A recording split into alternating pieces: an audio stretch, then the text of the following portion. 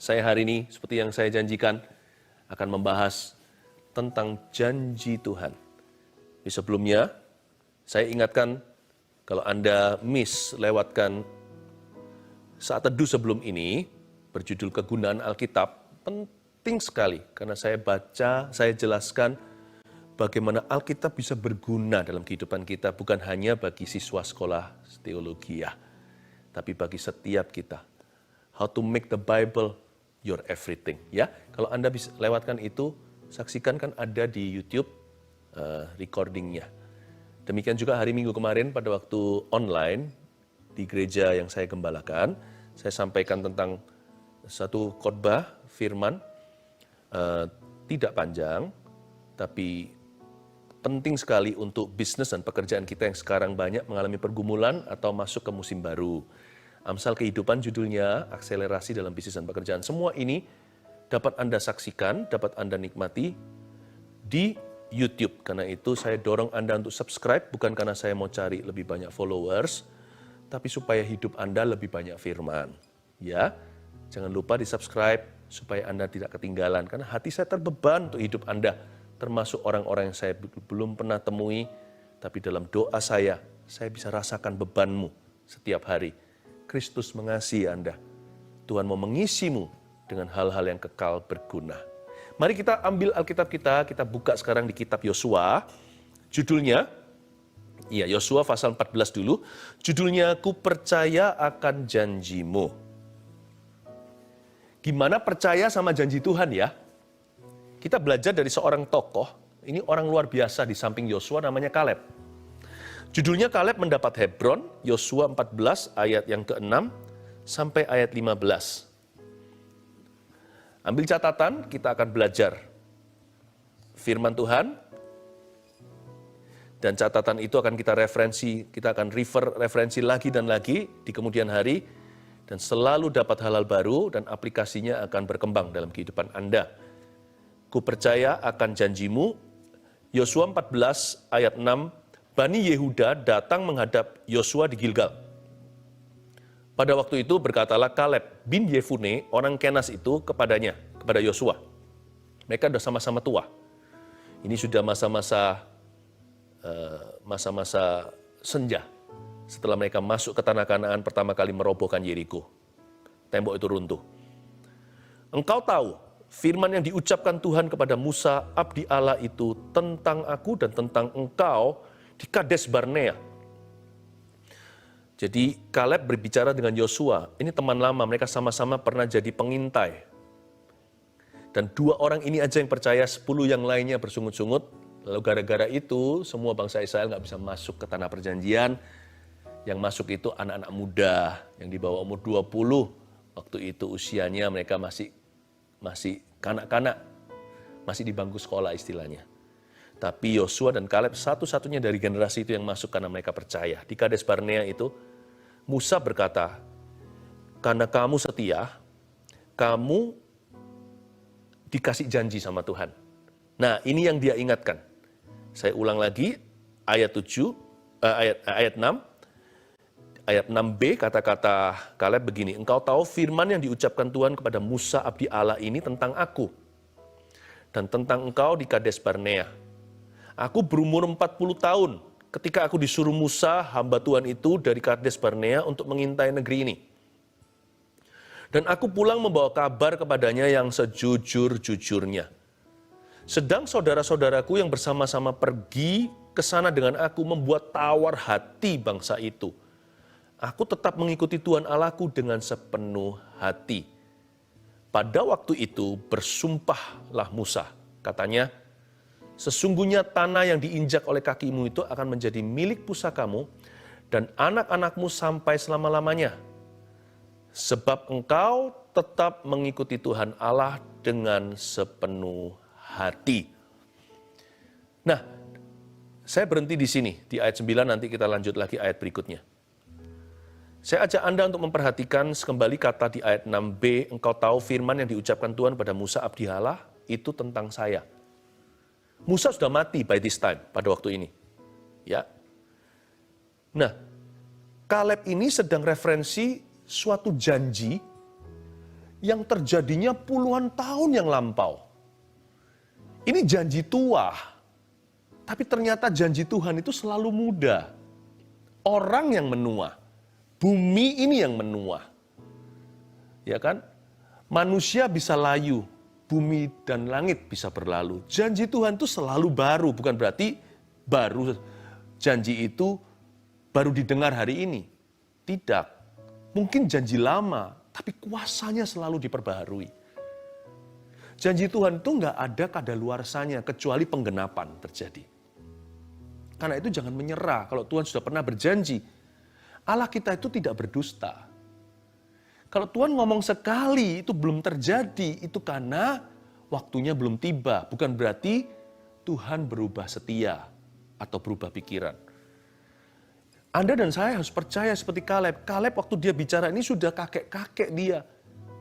Waktu dulu dia umur 40, waktu dengar janji itu. Musa berjanji di dalam nama Tuhan. Tuhan yang suruh, beritahu sama Musa, Kaleb kamu dapat Hebron.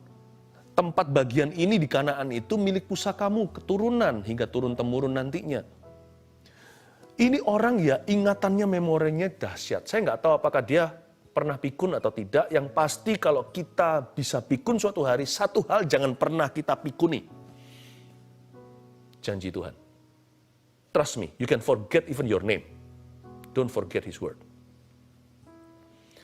Satu hal yang harus masuk di long term memory atau pikiran jangka panjang itu adalah firman Tuhan.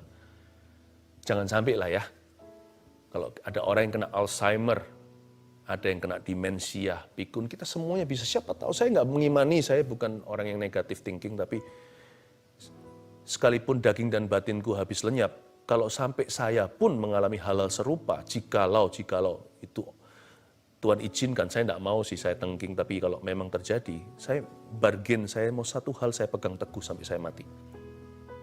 Saya bisa lupa kejadian tertentu, mungkin short term memory, atau ingatan jangka pendek saya bisa hilang.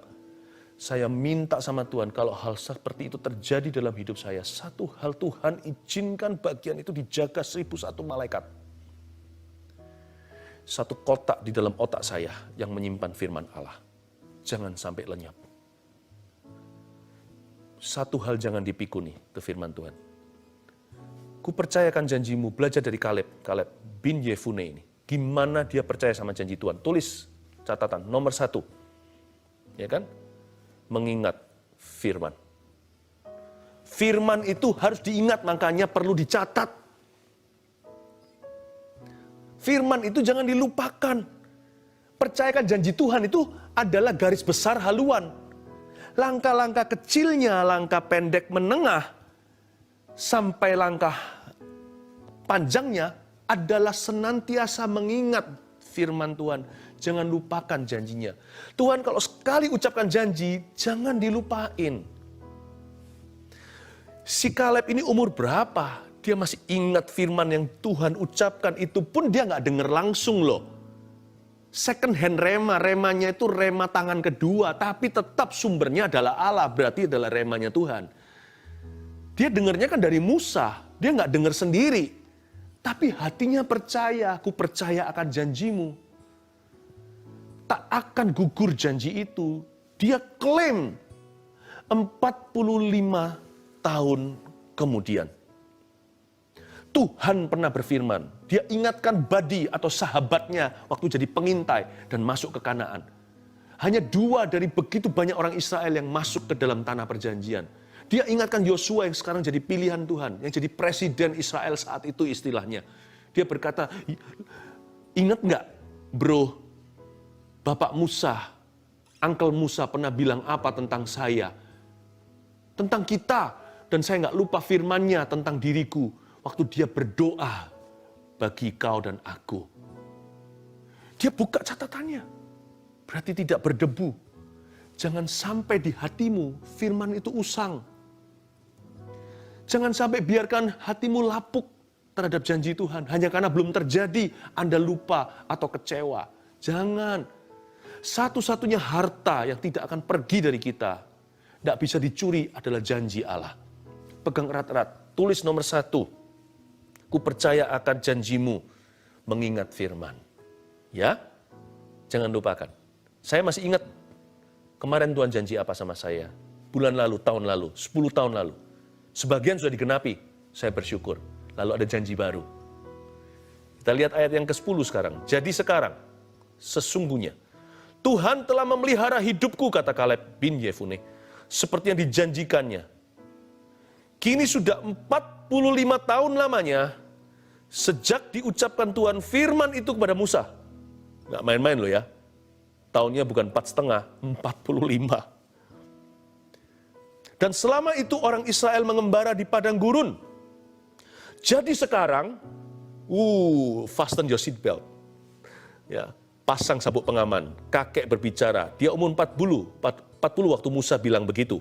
45 tahun dia menunggu. Ayo matematika, 40 tambah 45, usia kakek ini berapa? 85. Ya. Kita lihat lagi.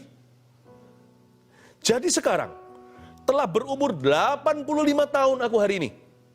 Pada waktu ini aku masih sama kuat seperti pada waktu aku disuruh Musa. Seperti kekuatanku pada waktu itu. Demikianlah kekuatanku sekarang untuk berperang dan untuk keluar masuk. Wow, ayat 11. Ini kakek garang. Saya rasa Kaleb bin Yefune ini orang yang sangat baik sih. Mereka berdua waktu mau dilempar batu, mau dirajam karena mereka percaya pada Tuhan, sisanya bersungut-sungut, takut sama raksasa yang namanya bangsa Enak itu. Mereka berdua ini sangat lemah lembut. Mereka tidak angkat tangan, main senjata, main pukul, main hakim sendiri. Enggak. Jadi dia bukan orang yang emosian. Tapi kalau bicara soal firman Tuhan, dia bergairah. Kalau ngomong soal janji Tuhan, dia no negosiasi, tidak bisa tawar-menawar. Dia langsung berdiri, si kakek tua itu, dan berkata, aku sekuat dulu. Aku umur 85 sekarang. Tapi seperti waktu umur 40, Musa bilang begitu. Aku masih sekuat itu. Give to me, kasih ke aku itu, Hebron. Pada waktu ini, dia memastikan sahabatnya tidak ragu, yaitu Yosua. Dia berkata, bro, you bisa aman, rasa aman, tenang saja. Aku masih sekuat dulu waktu umur 40. Apakah ototnya sekuat itu? Saya kasih bocoran aja. Nanti waktu dia perang melawan Hebron, dia perlu orang lain kok buktinya. Dia bukan seperti Simpson yang sekali ayunkan tombak 1000 orang mati hanya dengan rahang keledai lawan Filistin yang memanipulasi besi dan logam-logaman. Dia bukan seperti itu, dia tidak punya superhero power. Seperti beberapa pahlawan Daud yang bisa mempertahankan satu ladang hanya dengan Daud doang. Orang Filistin mati tergeletak ribuan. Kaleb ini saya kasih sedikit bocoran, tidak bisa saya baca di bagian lain di Yosua bukan, kitab Hakim-Hakim juga. Nanti menantunya namanya Otniel. Mereka berperang itu ada teamwork. Mereka masuk sikat, tapi yang menjadi inspirasi sukunya Kaleb bin Yefune dari Bani Yehuda ini yang menjadi keberanian mereka, menjadi boldness dan inspirasi mereka adalah imannya Kaleb. Kalau bukan karena iman orang tua ini, orang muda pun gak berani masuk. Mereka kakinya bergetar, lututnya udah mau copot rasanya menghadapi bangsa Enak.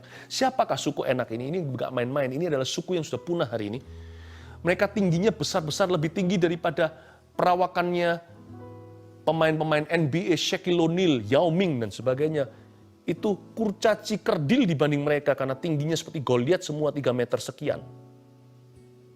Saya pernah ke Israel, waktu saya membawa jemaat ke sana, di salah satu tempat saya ditunjukkan, di salah satu kota, ada satu museum, ditemukan baju oleh arkeolog. Baju daripada suku-suku tersebut, itu besar sekali, kita lihat baju pakaiannya aja, saya sudah bisa bayangkan orangnya segede apa. Bayangin, si kakek tua ini menjadi inspirasi untuk orang muda merebut kota. Apa rahasianya? Kalau dia nggak menua nggak mungkin sih ya. Apa rahasia awet muda? Dia umur 85 merasa sekuat 40. Ada orang itu so happy dalam Kristus. Sampai-sampai dia nggak merasa waktu telah berlalu. Kan ada ayatnya di dalam Alkitab. Bunyinya begini, Tuhan membuat hati orang itu begitu senang sampai dia tidak menghitung hari-harinya. Meskipun ada ayat pula yang suruh kita menghitung hari-hari dengan bijaksana. Tapi ada orang yang tidak terasa. Dia nggak merasa. Dia nggak terus worry every day, khawatir tiap hari, kapan mati, nanti sakit apa, kena musibah apa. Karena matanya tertuju pada Kristus. Dia jalan dengan mulus begitu aja. Bukan berarti tanpa penderitaan di dunia. Tapi dia punya keberanian. Penderitaan pun rasa lebih ringan. Karena kalau orang punya sukacita, dia punya kekuatan. Karena the joy of the Lord is our strength. Karena sukacita Tuhan adalah kekuatan. Kaleb itu saya rasa bukan nggak menua secara fisik. Dia nggak menua secara hati. Poin nomor 2, gimana caranya percaya akan janji Tuhan. Kalau yang ke-1 tadi mengingat firman. Boro-boro mau beriman. Firman aja hilang kok, lupa kok, terhapus, nggak tahu simpan di mana, nggak sempat tercatat. Oh iya, masa ada kata begitu? Masa Tuhan pernah berkata begini? Gimana kalau memori aja tidak di-store di sini? Satu, mengingat firman. Yang kedua, belajar dari Kaleb ini. Membaharui hati. Kuncinya di sini. Yang nggak menua adalah hatinya. Firman itu adalah biji sesawi. Hati kita adalah vas bunganya. Lalu kalau vasnya pecah, bocor juga benih bukan? Diambil burung. Jadi yang salah bukan karena firman itu kurang sakti. Karena benih itu nggak ada salahnya. Benih itu ilahi. Tapi kita salah menyimpannya. Karena jikalau firman itu seperti anggur, maka hati kita adalah seperti kirbatnya. Jadi kalau firman itu adalah anggur baru, tapi kirbatnya lama, koyaklah kirbat itu dan bocorlah anggurnya. Kenapa firman Tuhan tidak terjadi? Memang Tuhan tidak bisa dimanipulasi sih. Kita buat A, B, C, poin 1, 2, 3, 4, 5, maka Tuhan pasti genapi. Ya nggak begitu. Semua ada timingnya, segala sesuatu indah pada waktunya. Allah juga daulat untuk bisa menggenapi firman-Nya, pasti genap. Cuman seperti ekspektasi kita atau bukan, yang pasti selalu melebihi, atau dengan cara tak terduga, itu adalah hak adikodratinya. Tapi seringkali, terus terang, kalau kita mau evaluasi, kalau kita mau reflecting, kalau kita mau betul-betul bercermin, sometimes ya kadang-kadang, firman tidak terjadi bukan karena Tuhan punya waktu belum datang, tapi karena orang salah menyimpannya di hati yang lapuk akan janjinya. Orang tidak punya ekspektasi, keshira-shira, whatever will be. Bukan berarti sama Tuhan manipulasi, tapi dia juga nggak klaim apa-apa. Dia nggak berpegang teguh dan nggak berdiri pada firman-Nya. Ya kan? Lalu dia juga tidak berdoa agar janji Tuhan terjadi. Kalau dia berdoa itu bukannya Tuhan diburu-buru supaya menggenapi, enggak. Kalau dia berdoa itu, maka dia akan jaga hati. Orang yang berdoa tidak tentu mempercepat penggenapan janji. Orang yang berdoa membuat itu memelihara hati sendiri dan diri sendiri. Orang yang berdoa itu memelihara dirinya sehingga pada waktu penggenapan itu tiba, dia ada di sana untuk menerima penggenapan janji itu. Dia masuk dalam golongan kualifikasi, bukan yang gugur ke tanah. Firman tidak akan gugur ke tanah. Pewarisnya bisa. Kalau Anda kecewa, makanya Yesus bilang apa sama murid-muridnya? Berbahagialah kamu jikalau kamu tidak kecewa akan aku. Berbahagialah kamu. Jaga ya. Firman nggak usah dijaga, firman itu ilahi. Jaga hati, kirbatnya itu loh diperbaharui. Kaleb ini bukan hebat fisiknya, karena pasti dia menua. Tapi dia sedang referensi yang dia rujuk dalam perkataannya, aku sekuat dulu adalah imannya. Hatinya yang segar ikut Yesus. Hatinya yang tidak bimbang, tidak ragu. Jangan hanya ingat firman, pertahankan level percaya kepada firman itu. Hatimu harus berada di tekanan darah sorga sekian. Kandungan oksigen di dalam sel-sel imanmu harus tingginya segitu. Jangan sampai suffocate. Jangan sampai dehidrasi dengan keyakinan hati. Itu dia maksudnya. Dia berkata, aku sekuat dulu sekalipun aku sekarang sudah 85. Sebab setiap hariku jaga hatiku waktu umur 40 dengan sekarang aku kakek-kakek tua. Hatiku sekuat dahulu dalam hal, are you ready? Percaya. Dibaharui hatinya, kirbatnya kuat. Nggak heran, mau nggak mau kalau kuat-kuatan tarik tambang, firman harus digenapi dalam hidup kakek ini. Karena dia nggak pernah menyerah. Dia berdiri teguh, benteng-bentengan. Dia berdiri pada fondasi firman. Dan imannya tidak goyah kepada Tuhan. Makanya Yesus bisa geleng-geleng sama seorang wanita. Dia nggak pernah berkata gini loh, geleng-geleng. Wow, orang ini tidak ada di Israel orang yang punya hati kesera-sera yang terserah mau apa ya apa seperti dia. Tuhan nggak pernah puji yang gituan. Tapi Tuhan berkata, tidak ada di Israel iman seperti perwira ini. Tuhan sudah tolak loh, aku nggak bisa ke sana. Nggak apa-apa, atau Tuhan mau datang maksudnya.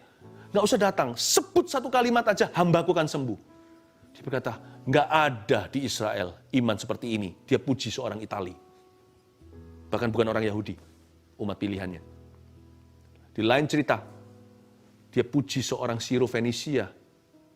Itu orang atas, orang Syria. Seorang Arab menuai pujian Tuhan.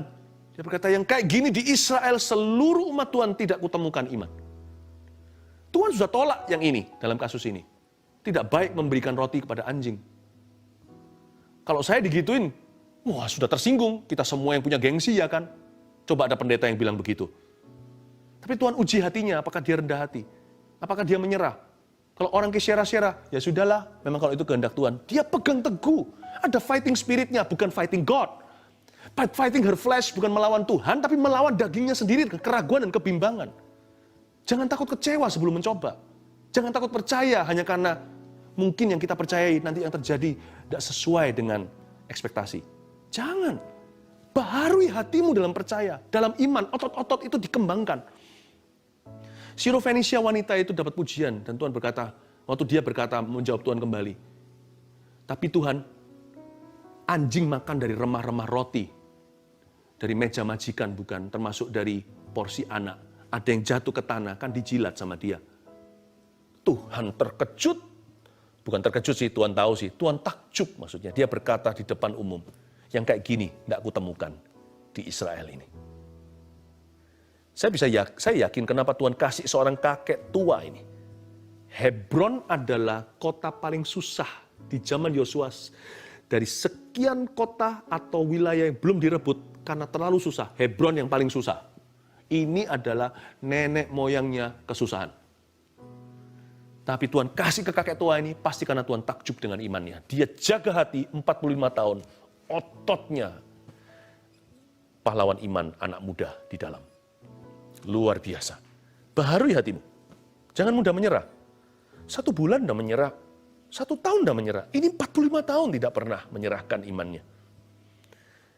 Ayat yang ke-12. Oleh sebab itu berikanlah kepadaku pegunungan yang dijanjikan Tuhan pada waktu itu. Sebab engkau sendiri mendengar pada waktu itu. Bahwa di sana ada orang enak. Orang enak ini nggak enak ya. Dengan kota-kota yang besar dan berkubu, mungkin Tuhan menyertai aku. Lihat, imannya bukan bulat. Iman itu tetap gimana pun juga dalam diri manusia yang rapuh. Tapi orang ini tetap beriman, itu loh masalahnya. Bukan masalahnya, itulah seninya. Mungkin Tuhan menyertaiku sehingga aku menghalau mereka seperti yang difirmankan Tuhan. Orang ini tidak gila. Dia bukan lupa diri, tidak tahu usia. Dia tahu kalau dia tua. Tapi dia tidak mau usia atau lama menunggu penggenapan janji yang tidak pernah tiba menjadi alasan untuk dia menyerah. Ayat yang ke-13.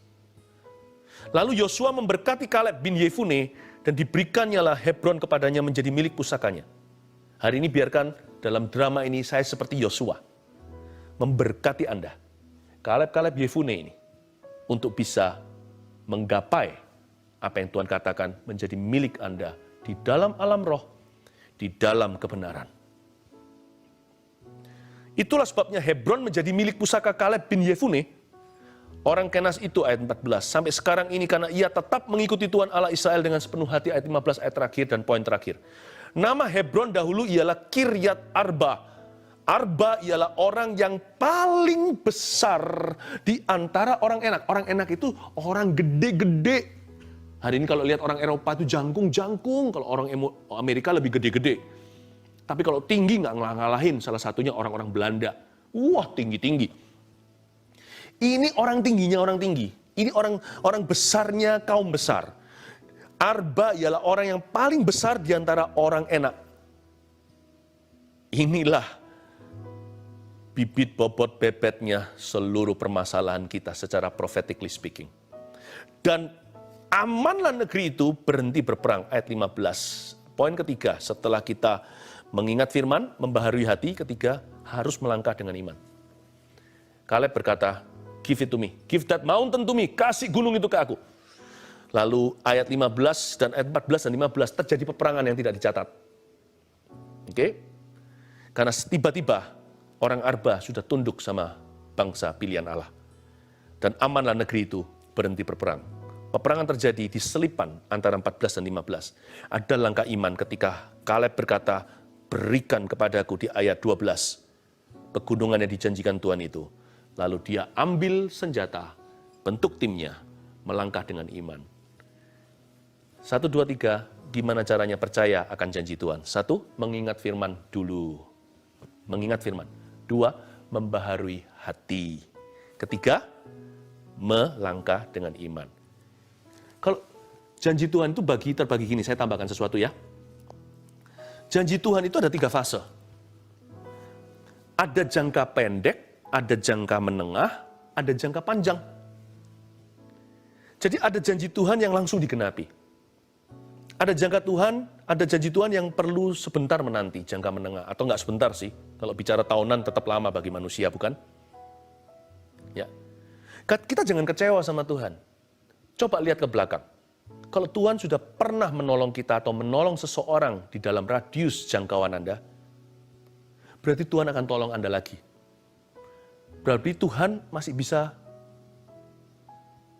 menjawab doa Anda di kemudian hari. Kok bisa? Karena Allah kita itu Allah yang hidup, bukan? Kalau dia Allah yang hidup, berarti kalau dia menjawab doa menolong seseorang, itu bukan karena lotre sorga, tapi karena sifatnya.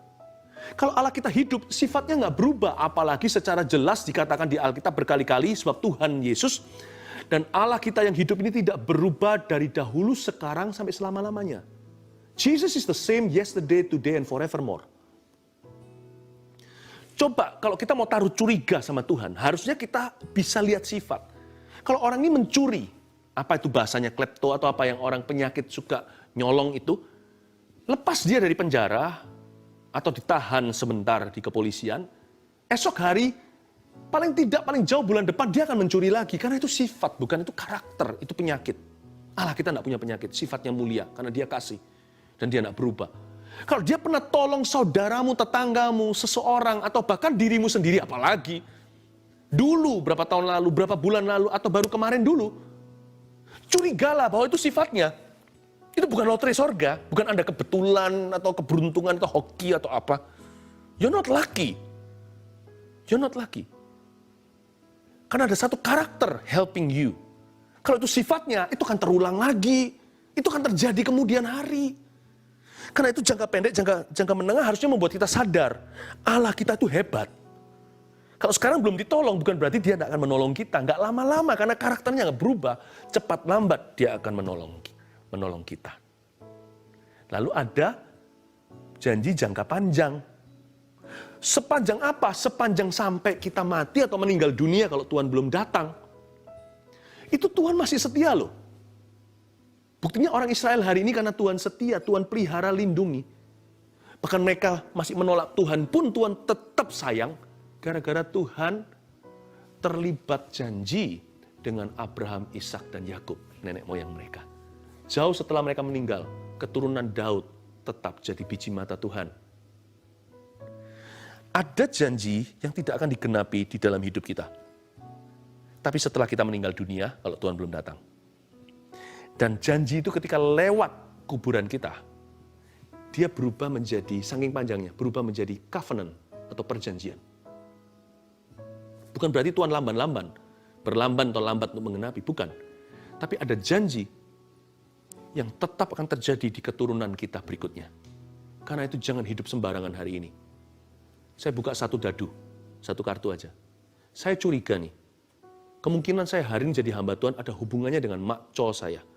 Sebab makco saya adalah seorang pendoa Pentakosta buta huruf, tidak bisa baca, tapi doanya kenceng sekali. Seperti Timotius kan, your grandma and your mother. Mungkin saya jadi hamba Tuhan hari ini, bukan karena saya baik. Mungkin karena Tuhan mendengar doa seorang nenek tua dan menggenapi sampai nanti keturunannya. Berarti saya keturunan ke-4 dong, kalau itu cowok saya. I know today some of God's promise, a few of God's promise, beberapa janji Tuhan dalam kehidupan kita akan dituai oleh generasi berikutnya. Bukan hanya anak cucu keturunan kita secara kandung, tapi orang-orang yang ada di dalam perjanjian dengan kehidupan kita, mereka pun akan mengalami afterglow daripada kemuliaan Tuhan in our lives. Be strong, be faithful, percayakan janji Tuhan. Seperti Kaleb bin Yefune, jadilah orang demikian di zaman ini. Ku percaya akan janji